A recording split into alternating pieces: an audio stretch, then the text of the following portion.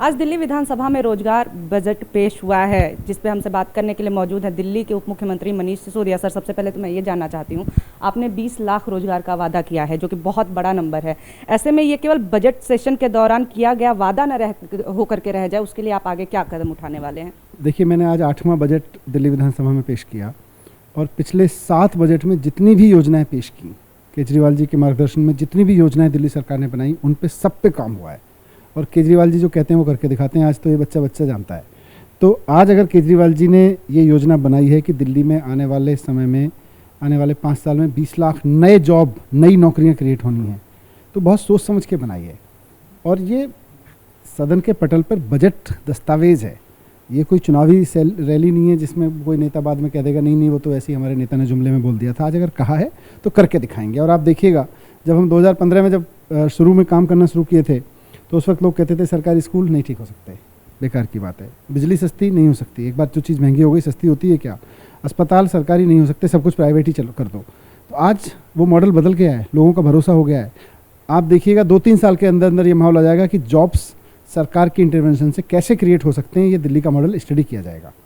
Sir, आपने क्योंकि व्यापार को जिस तरह से नुकसान पहुंचा, क्षति पहुंची कोरोना काल में, आपने आज व्यापार के लिए भी तमाम बातें की, तो ऐसे में आपने कर माफ़ी की भी बात की थी, उसको आप कैसे हमारे दर्शकों को समझाना चाहेंगे? कर माफ़ी 2 पैमाने पे है, मुझे नहीं पता आप कौन से सेंस में पूछ रही हैं। एक तो जो वैट के केसेस हैं, वो पुराने केसेस चल रहे हैं, तो हम उसमें योजना लेके आ रहे हैं कि उसमें एमनेस्टी स्कीम होगी, जिसमें व्यापारियों को एमनेस्टी स्कीम दी जाएगी कि भाई आप सेटलमेंट कर लीजिए एक मुश्त, और उसके बाद में मुकदमा भी ख़त्म और सरकार की तरफ से भी देनदारी भी ख़त्म।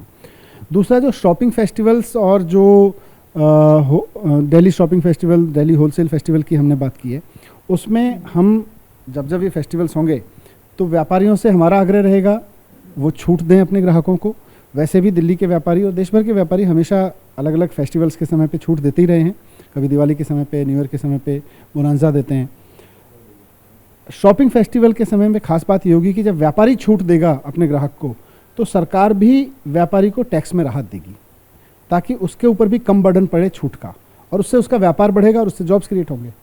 सर, स्वास्थ्य क्षेत्र के लिए आपने काफ़ी एक बड़ा हिस्सा बजट का प्रस्तावित किया। ऐसे में खासतौर से कोरोना के अगर दूसरे लहर की हम बात करें, उस वक्त स्थिति बहुत बुरी देखने के लिए आई थी, खासतौर से राजधानी दिल्ली में। तो ऐसे में अगर कभी दोबारा ऐसी स्थिति उत्पन्न होती है तो किस तरह से संभाला जाएगा, क्या ठोस कदम आप उठाने वाले हैं? देखिए, पहली बात तो ये कि दिल्ली में पिछले 7 साल में हेल्थ सेक्टर पर बहुत इन्वेस्टमेंट हुआ, और उसी का कारण रहा कि दिल्ली में आपको उत्तर प्रदेश की तरह से नदी के किनारे लाशें तैरती नज़र नहीं आई होंगी।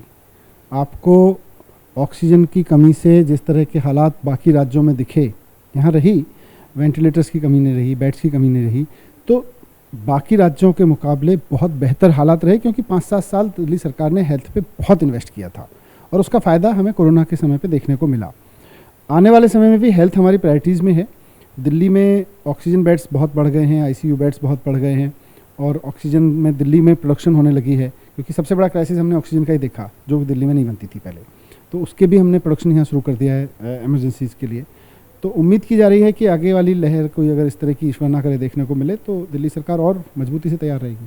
सर, आखिरी सवाल है मेरा कि यमुना की सफाई को लेकर के हमेशा बातें होती हैं। आपने आज बोला कि 2 साल में यमुना साफ़ होंगी। ऐसे में क्या सच में 2 साल बाद हम देख सकते हैं यमुना साफ़ है, या फिर ये हर बार की तरह कहेगी बात है? नहीं, बिल्कुल। आप देखिएगा कि पिछले 3-4 साल में जो काम हुआ है ड्रेन्स को रोकने का, ड्रेन्स की साफ़ सफाई का, तो धीरे धीरे पॉल्यूशन का स्तर वहाँ कम हुआ है। लेकिन जब हम कह रहे हैं कि एक बूंद भी पानी गंदा दिल्ली से यमुना में नहीं गिरेगा, वो जिम्मेदारी हम 2 साल के अंदर अंदर पूरी कर देंगे।